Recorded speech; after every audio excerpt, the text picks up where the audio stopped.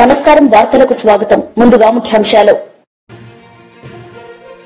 ఘనంగా Shri Rishi EM UP school Obulavaripalli నందు children's day వేడుకలు విద్యార్థులతో ర్యాలీ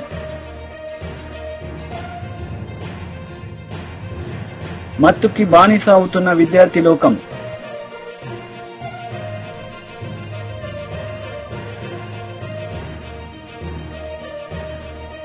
నాగలాపురం మండలం వెంబక్కం రెవెన్యూ గ్రామానికి చెందిన సీజేఎఫ్ఎస్ సొసైటీ భూములు సమస్యలను పరిష్కరించాలని నాగలాపురం మండలం తహసీల్దార్ ఎగ్జిక్యూటివ్ మెజిస్ట్రేట్ వారి కోర్టు నందు ఆర్ఓఆర్ యాక్ట్ కింద పిటిషన్ ఫైల్ చేసిన సత్యవేడు కోర్టు న్యాయవాదులు బి జానయ్య గారు మరియు ముని చంద్రశేఖర్ గారు, సత్యవేడు కోర్టు బార్ సెక్రటరీ, సమతా సైనిక్ దళ్ తిరుపతి జిల్లా లీగల్ అడ్వైజర్ బి జానయ్య గారు మాట్లాడుతూ ప్రభుత్వం వారు భూములు లేని ఎస్సీ ఎస్టీ నిరుపేదలకు కేటాయించిన భూములను ఎలాంటి క్యాన్సిలేషన్ ప్రొసీడింగ్ లేకుండా మరొకరి పేరిట మ్యూటేషన్ చేసి ఉన్నారని, ప్రభుత్వం మొదటి పేరిట కేటాయించిన డీకేటీ పట్టా ప్రొసీడింగ్స్ ను వారి పేరిటనే యథాతథంగా పునరుద్ధరించాలని కోరారు. ఇలాంటి సమస్యలను ఎస్సీ ఎస్టీ సామాజిక వర్గానికి చెందిన వారు ఎక్కువ ఎదుర్కొంటున్నారని తెలియజేయడమైంది. ఎంక్వైరీ చేసి న్యాయం ఎవరి పక్కనుంటే వారికి చెందేలా చేస్తామని నాగలాపురం మండలం తహసీల్దార్ ఎగ్జిక్యూటివ్ మెజిస్ట్రేట్ వారు తెలియజేశారు.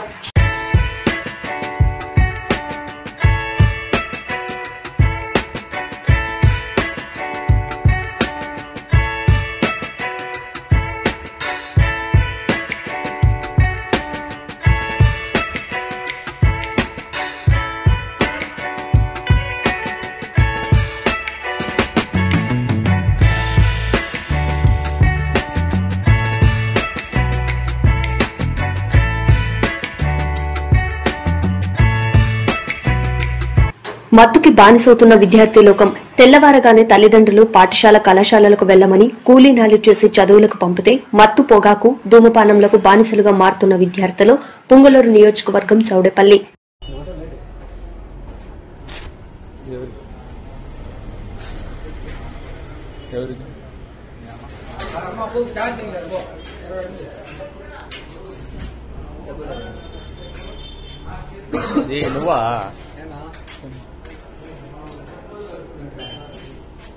Shri Rishi EM UP school Obulavaripalle నందు చిల్డ్రన్స్ డే సందర్భంగా ఓబులవారిపల్లెలో ర్యాలీని నిర్వహించడం జరిగింది. కరెస్పాండెంట్ యువరాజ మాట్లాడుతూ అందరికీ చిల్డ్రన్స్ డే శుభాకాంక్షలు తెలియజేయడం జరిగింది. ఆయన మాట్లాడుతూ అందరూ అనుభవించే బాల్యం భగవంతుడు ఇచ్చినటువంటి ఒక అమూల్యమైన వరం. అభం శుభం తెలియని ఆ పసి మనసులలో పూల తోటలో అప్పుడే పరిమళించిన పువ్వులు. అందుకు సూచకంగా ప్రపంచవ్యాప్తంగా ఆయా దేశాల్లో బాలల దినోత్సవం జరుపుకుంటారు. అలాగే మన దేశంలోనూ బాలల దినోత్సవం జరుపుకుంటారు. మన దేశంలో ప్రతి సంవత్సరం నవంబర్ 14న బాలల దినోత్సవం జరుపుకుంటాం. భారత ప్రధాని జవహర్లాల్ నెహ్రూ జన్మదినం రోజున ఈ ఉత్సవం జరుపుకుంటామని జరుగుతుంది. నెహ్రూకు పిల్లలంటే ఎంతో ఇష్టం. హెచ్ఎం దామోదరవల్లి మాట్లాడుతూ ప్రతి సంవత్సరం బాలల దినోత్సవంగా మా పాఠశాల యందు జరుపుకుంటామని తెలియజేయడం జరిగింది. ఈ రోజున విద్యార్థులతో ర్యాలీలు నిర్వహించడం, విద్యార్థులకు పాటల పోటీలు మరియు ఆటల పోటీలు మరియు వారికి ఆనంద ఉత్సాహాలతో ఈ రోజును మా పాఠశాలలో జరుపుకుంటామని ఆమె తెలియజేయడం జరిగింది. వెన్నెల కాంతులు రాత్రి వేళలో ఎంతో హాయిని ఇస్తాయి. రేపటి సూర్యుడి కోసం ఎదురు చూస్తాం. ఆ వెచ్చని సూర్యకిరణాలు మనకు భవిష్యత్తు భరోసానిస్తాయి. నేటి బాలలందరూ రేపటి భాస్కరులే అయితే వారి బాల్యం వెలుగును నింపాల్సిన బాధ్యత మనదని ఆమె తెలియజేయడం జరిగింది. ఈ కార్యక్రమంలో ఉపాధ్యాయులు, విద్యార్థులు, విద్యార్థిని తల్లిదండ్రులు మరియు అందరూ పాల్గొనడం జరిగింది.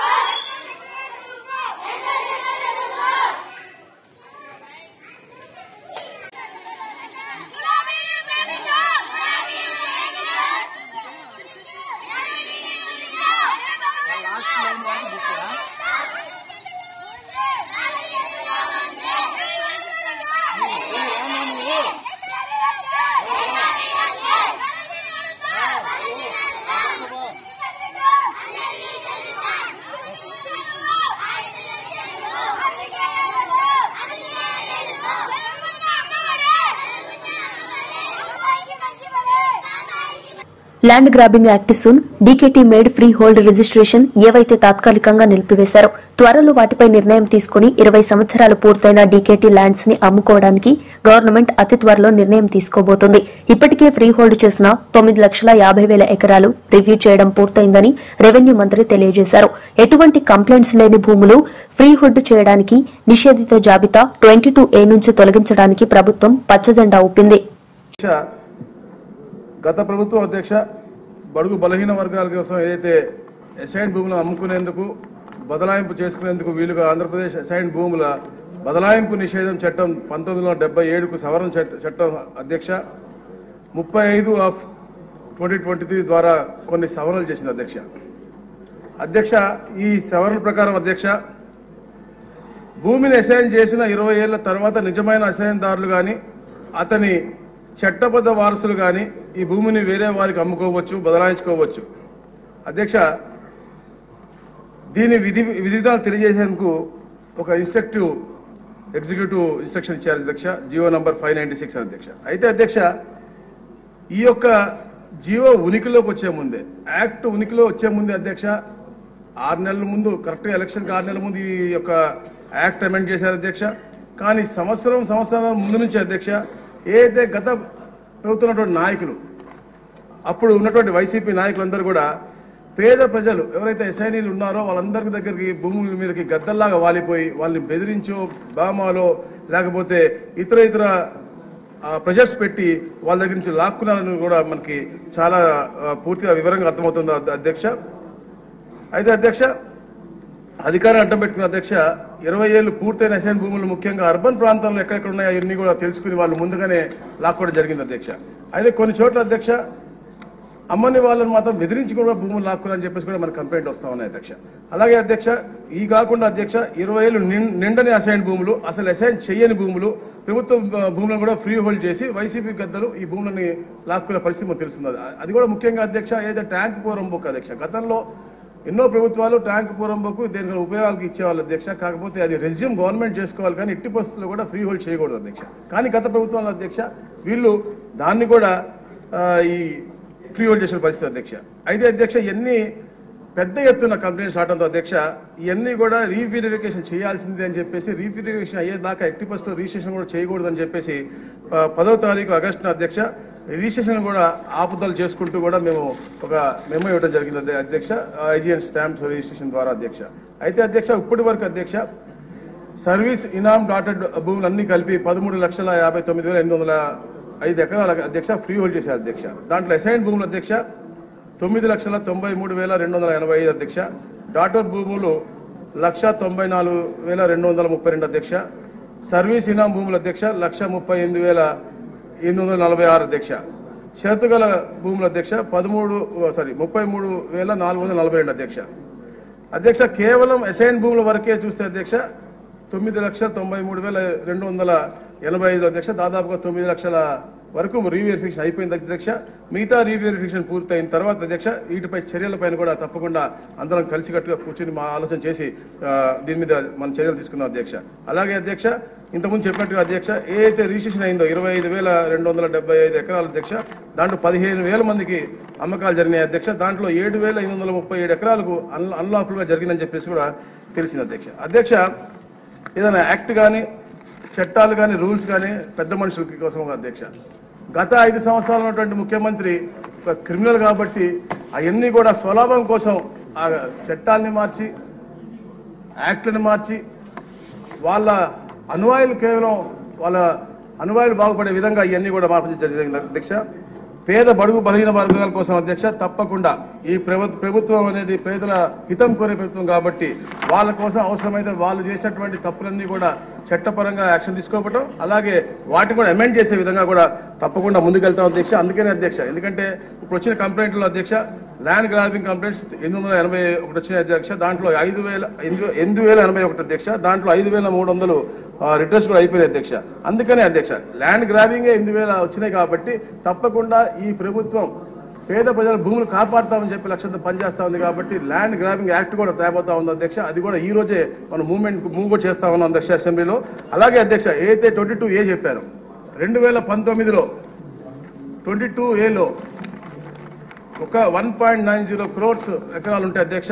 ఈ రోజుకి 1.84 crores అంటే 6 లక్షల ఎకరాలు వాళ్ళు తీయటం జరిగింది అధ్యక్ష. అంటే పెద్దలందరూ చెప్పినట్టుగా, గౌరవ సభ్యులు చెప్పినట్టుగా వారికి కావాల్సిన వారిని కూడా తీయటం, అన్ని కూడా క్షేత్రస్థాయిలో ఎవరైతే పేదలు ఉన్నారో అక్కడ అధికారులను బెదిరించి కూడా చేయడం జరిగిందని చెప్పి తెలిసింది అధ్యక్ష. తప్పకుండా దీనిపైన మేము కమిటీ వేయటం అనేది పెద్దలు కోరారు, హౌస్ కమిటీ వేస్తామా లేకపోతే దీన్ని కింద స్థాయిలో ఉన్నటువంటి అధికారుల నుంచి అధికారం తీసేసుకుని పైన గౌరవ ముఖ్యమంత్రి గారు తెలియజేసి స్పెషల్ సిఎస్ స్థాయిలో ఈ యొక్క పర్యవేక్షణ అనేది పెట్టడం అనేది మేము కూడా ఆలోచన చేస్తా ఉన్నాం. తప్పకుండా మీతో కూడా డిస్కస్ చేసి ఏదైతే బండా సత్యంగా చెప్పారో వారు ఇస్తే అవి కూడా దానికోసం కమిటీ వేయటం, అలాగే కడపలో కూడా చెప్పారో దానికి ఒట్టి కడప కాదు అధ్యక్ష, ప్రతి ఒక్క జిల్లాలో కూడా ఈ ఒక్కటి సమస్య ఉంది అధ్యక్ష. తప్పకుండా మీ ద్వారా కూడా చర్చించి తప్పకుండా హౌస్ కమిటీ వేయడానికి కూడా మేము ముఖ్యమంత్రి గారు మేము సలహా తీసుకుని తప్పకుండా చేస్తాం అధ్యక్ష. Thank you. మంత్రి గారు ఒక నిమిషం అన్న. మంత్రి గారు నాది ఒక సూచన. నేను కూడా విశాఖపట్నం జిల్లా ప్రాంతానికి సంబంధించిన కాబట్టి సభ్యులు చెప్పిన దాంట్లో 100% వాస్తవం ఉంది, దాంట్లో అనుమానం లేదు, అందరికీ తెలిసిన విషయం. అంచేది మీరు డిలే చేయకుండా గవర్నమెంట్ నిర్ణయం బాబు గారితో మాట్లాడుతూ నిర్ణయం తీసుకొని హౌస్ కమిటీ అనేయండి, లేదా సత్యనారాయణ గారు చెప్పినట్టు మంచి సిట్టింగ్ జడ్జి గారు ఎంక్వైరీ చేయండి, వాస్తవాలు తీసుకొచ్చి దీన్ని న్యాయం చేయడం కోసం ప్రయత్నం చేయండి. అందుకే అధ్యక్ష ల్యాండ్ గ్రాబింగ్ యాక్ట్ ఒకటి మూవ్ చేస్తా ఉన్నాం. అలాగే ఈ 22A కూడా డిలీషన్స్ కానీ ఎవరైనా యాడ్ చేయాలన్నా కూడా తప్పకుండా దాని యొక్క హక్కులను కూడా మార్చే విధంగా కూడా మేము గౌరవ ముఖ్యమంత్రి గారు చర్చిస్తా ఉన్నాం. Thank you. బద్వేల్ నియోజకవర్గం జనసేన పార్టీ కార్యాలయంలో మీడియా మిత్రుల సమావేశం ఏర్పాటు చేయడం జరిగింది. ఈ మీడియా సమావేశంలో బద్వేల్ నియోజకవర్గం సమన్వయకర్త బసవి రమేష్ మాట్లాడుతూ బద్వేల్ నియోజకవర్గం ప్రజలు ఓట్లు వేసి గెలిపించిన వ్యక్తి వైఎస్ఆర్సీపీ ఎమ్మెల్యే సుధా అసెంబ్లీలో బడ్జెట్ సమావేశాలు జరుగుతున్నా అసెంబ్లీకి వెళ్లి బద్వేల్ ప్రజల తరపున ఏం కావాలో అడిగి బడ్జెట్ కేటాయించుకోకుండా గెలిచి కడపలో ఉన్న తన సొంత హాస్పిటల్లో కూర్చొని రోజు లక్షల డబ్బులు సంపాదించుకుంటూ గెలిపించిన ప్రజలను పట్టించుకోకుండా బద్వేల్ ప్రజలను రోడ్డు మీద వదిలేసి తన స్వార్థం తాను చూసుకుంటుంది. అసెంబ్లీకి వెళ్లి బద్వేల్ నియోజకవర్గం ప్రజలకు ఏం కావాలో అడగకుండా చాలా దుర్మార్గపు చేష్టలు చేస్తుంది ఎమ్మెల్యే సుధా. ఎమ్మెల్సీ గోవిందరెడ్డి ప్రజలను శాసన మండలి సమావేశాలు జరుగుతుంటే పోకుండా మభ్య పెడుతున్నారని తెలియజేశారు. ప్రజల పక్షాన మీకు చిత్తశుద్ది లేనప్పుడు రాజీనామా చేయాలని బద్వేల్ నియోజకవర్గం జనసేన పార్టీ సమన్వయకర్త మీడియా సమావేశంలో తెలియజేశారు. ఈ కార్యక్రమంలో గోపవరం మండల అధ్యక్షులు శ్రీకాంత్ రెడ్డి, మనోహర్ రెడ్డి, వెంకట సుబ్బయ్య, తరుణ్, అనిల్ కుమార్ మరియు జన సైనికులు పాల్గొన్నారు.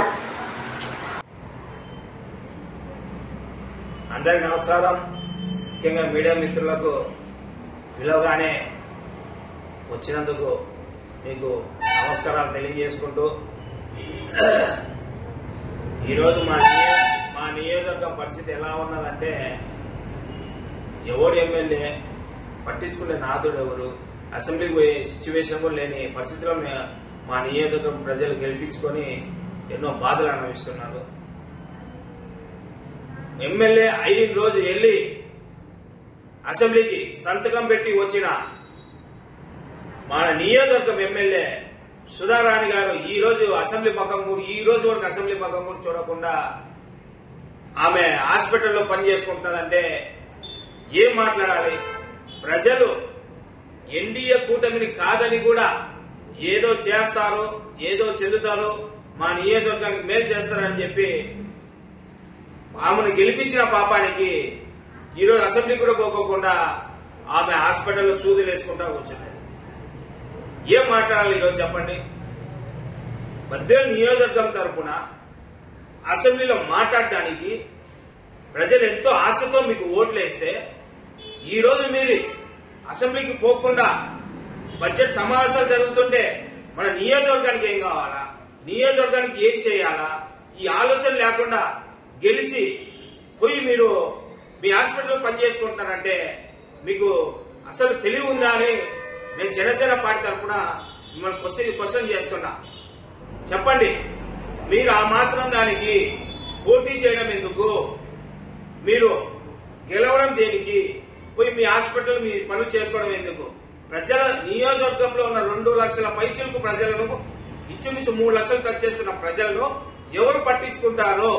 మమ్మల్ని కాదనే కదా మీకు అధికారం ఇచ్చింది నియోజకవర్గ ప్రజలు. మీరు అసెంబ్లీకి పోరా? ప్రజల తరపున మాట్లాడరా? ప్రజలు నియోజకవర్గానికి ఏం కావాలని అడగరా? అలాంటప్పుడు ఎందుకు మీకు ఆ బాధ్యత? రాజీనామా చేసేయచ్చు కదా.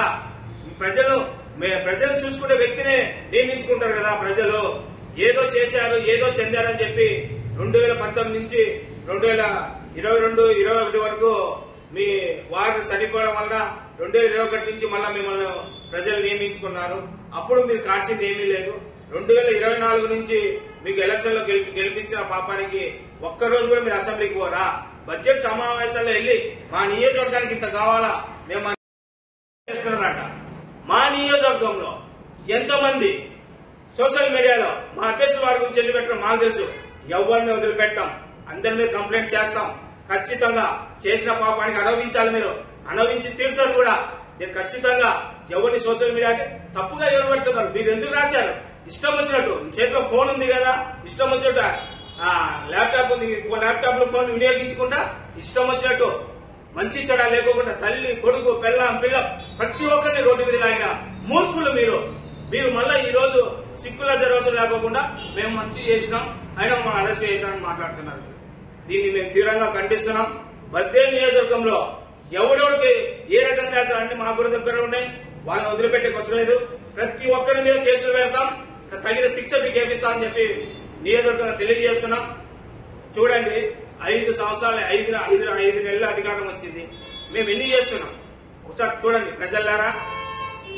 పంచాయతీ శాఖను 13,226 గ్రామాలకు గాను శ్రీ పవన్ కళ్యాణ్ గారు ఆగస్టులో గ్రామ సభలు పెట్టి ఎమ్మడే మళ్ళా ఖచ్చితంగా 2 నెలల టైం తీసుకొని వాళ్ళందరికీ మీ సమస్యలను మీరే ఎంచుకున్న తర్వాత ఇమీడియట్లీ వాళ్ళ గ్రామాలకు వాళ్ళు డబ్బులేసి మీ గ్రామాలను సస్యశ్యామలం చూసుకోవాలని చెప్తే గ్రామాల్లో ప్రజలు ఎంతో ఆనందంతో, ఎంతో సంతోషంతో మాకు ఈ రోజు స్వాతంత్రం వచ్చింది, ఇప్పుడు స్వాతంత్రం వచ్చింది, ఇది మాకు కావాల్సిందని ఆనందంతో పవన్ కళ్యాణ్ గారు ఏ గ్రామాలకు పోయినా ఫలాభిషేకం చేస్తున్నారు. ఆ విధంగా తయారయ్యారు. ఇది కానీ 2019 నుంచి 2024 వరకు ఏ రోజైనా సరే, ఏ పంచాయతీ అయినా సరే ₹1 డబ్బులు చూశారా మీరు? నాకు ఇదే క్వశ్చన్ నేను వేస్తున్నా. 2018 నుంచి 2024 వరకు ఏ పంచాయతీలైనా ₹10 డబ్బులు ఉన్నాయా? పోటీ అట్లీస్ట్ ఫ్లాగ్ హాస్టింగ్ అని డబ్బులు ఇచ్చారా? దేనికి? వీళ్ళు చిత్తశుద్ధుల గురించి మాట్లాడుతున్నారు. ఖచ్చితంగా మీరు సమాధానం చెప్పండి. నాకు చెప్పకుండా వదిలేసేది, ప్రజలు చెప్పండి సమాధానం. అదేవిధంగా ఎమ్మెల్సీ గురించి చెప్తున్నా. నీకెందుకు ఎమ్మెల్సీ? నువ్వు శాసనమండలి పోయి ప్రజల పక్షాన్ని మాట్లాడినప్పుడు నువ్వు ఎందుకు ఎమ్మెల్సీగా ఉంటావు? నువ్వు రాజీనామా చేయాల్సింది. ఖచ్చితంగా మేము తీవ్రంగా ఖండిస్తున్నాం. నిన్ను నియమించుకున్నారు, మేము వెళ్ళాము ఎలక్షన్లకి, ప్రజలు మమ్మల్ని కాదని నీకు వేశారు, మేము స్వాదించినాం, మాకు ఏ ఇబ్బంది లేదు, సంతోషము. సరే మమ్మల్ని ఇంకా టైం పడుతుంది మమ్మల్ని గుర్తించడానికని మా మనసులో బాధ ఉన్నా సరే మేము స్వాగతిస్తాము. నువ్వు ఎందుకు అసెంబ్లీ పోవట్లేదు? మా క్వశ్చన్ అదే, నువ్వు దానికి సమాధానం చెప్పాలి. అసెంబ్లీకి పోయి నియోజకవర్గానికి ఎందుకు బడ్జెట్ కేటాయించుకోవట్లేదు? మేము ఖచ్చితంగా చేస్తాం నియోజకవర్గానికి. మేము చేస్తాం, నీ వల్ల ఏం లాభము? దీన్ని ఖచ్చితంగా మేము తీవ్రంగా ఖండిస్తున్నాం. ఖచ్చితంగా బద్వేలు ప్రజలకు సుధారాణి గారు మీరు సమాధానం చెప్పాలా, ఎమ్మెల్సీ గోవిందరెడ్డి గారు మీరు కూడా సమాధానం చెప్పాలి. ఏదో వచ్చి మైకులు వచ్చి సోది చెప్పడం కాదయ్యా. ఖచ్చితంగా మీరు బద్వేలు నియోజకవర్గ ప్రజల కోసం ఏం చేయాలనుకుంటారు? మీరు చేసింది ఏమీ లేదు. అసెంబ్లీకి పోరు, దీనికి శాసనమండలికి పోరు, మళ్ళీ మీకు అన్ని పదవులు కావాలా అని తీవ్రంగా మేము ఖండిస్తున్నాం. బద్వేలు నియోజకవర్గంలో ఎవరు ఏం చేసినా చేయకుండా ఎన్డీఏ కూటమిలో ఉన్న భాగస్థులైన జనసేన గాని, తెలుగుదేశం గాని, బీజేపీ గాని నాయకులు, కార్యకర్తలు ప్రతి ఇంటికి పోయి ప్రతి సమస్యలు తెలుసుకొని ఈ రోజు మేము వాళ్ళు మంచి చేస్తున్నామంటే దీనికి కారణము మా ముఖ్యమంత్రి చంద్రబాబు నాయుడు గారు, ఉప ముఖ్యమంత్రి మా అధ్యక్షులు శ్రీ కొణిదెల పవన్ కళ్యాణ్ గారు ఆలోచన విధానం, వాళ్ళు చేసే పనులు బట్టి వాళ్ళు ఎంత కష్టపడుతున్నారో దాన్ని బట్టి మేము కూడా దాన్ని శ్వాస తీసుకొని మేము కూడా ప్రజలకు మేలు చేసుకుంటూ ఈ వార్తలు ఇంతటితో సమాప్తం. తిరిగి ప్రసారమయ్యే వార్తల్లో మళ్లీ కలుద్దాం. అంతవరకు సెలవు. నమస్తే. ఘనంగా Shri Rishi EM UP school Obulavaripalli నందు చిల్డ్రన్స్ డే వేడుకలు, విద్యార్థులతో ర్యాలీ.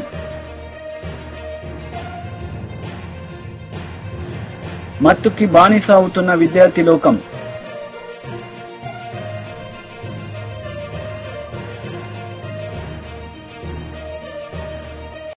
వార్తలు ముగించే ముందు ముఖ్యాంశాలు మరోసారి.